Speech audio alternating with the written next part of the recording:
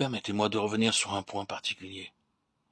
Il s'agit d'une vérité d'un caractère général, et qui par conséquent nous touche tous et nous intéresse à tous les points de vue. Dans la pensée éternelle de Dieu, c'est l'onction, et l'onction seule qui donne de la valeur à la vie. Ce ne sont pas les dons naturels ou acquis, ni ce que nous pouvons avoir hérité, ni ce que nous nous sommes appliqués à cultiver.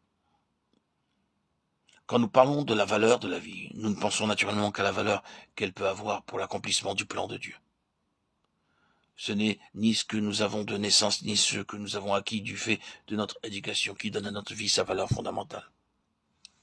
Quel que soit l'emploi que, par la suite, Dieu puisse faire de toutes ces choses, elle ne constitue jamais une base essentielle d'appréciation en ce qui concerne le prix qu'il attache à notre vie.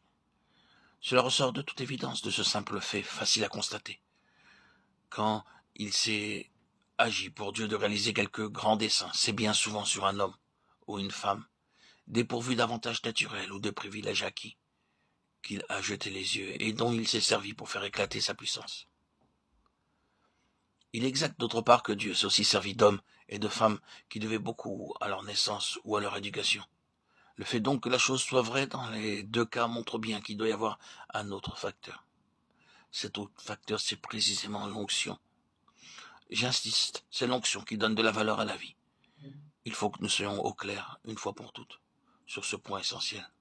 C'est très élémentaire, j'en conviens, mais je ne peux pas me faire à l'idée que c'est là quelque chose qu'il suffit de mentionner en passant. On peut évidemment se borner à voir là une proposition intéressante, quelque chose de juste, bon à noter et bon à répéter aux autres. Autre chose est d'avoir derrière soi, quand on en parle, le creuset d'une expérience positive, le douloureux arrière-plan d'une histoire personnelle avec Dieu, qui a laissé dans notre vie son empreinte ineffaçable. La vérité n'a du prix que si elle est assimilée, non pas intellectuellement, mais spirituellement. Et même alors une vérité comme celle dont nous nous occupons n'acquiert tout son prix que si elle s'est imposée à nous par la voie douloureuse de l'expérience. C'est ce qui nous permet de dire et de répéter, c'est l'onction qui donne de la valeur à la vie.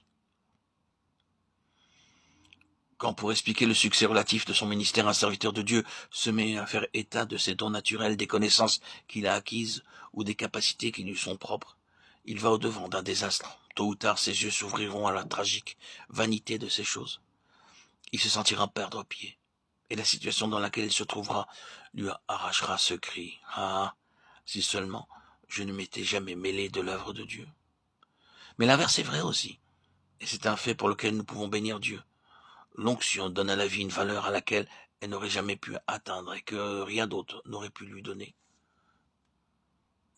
L'onction confère des ressources qui dépassent en degré et en nature tout ce que nous pouvons posséder de naissance ou hériter ou acquérir par les voies ordinaires.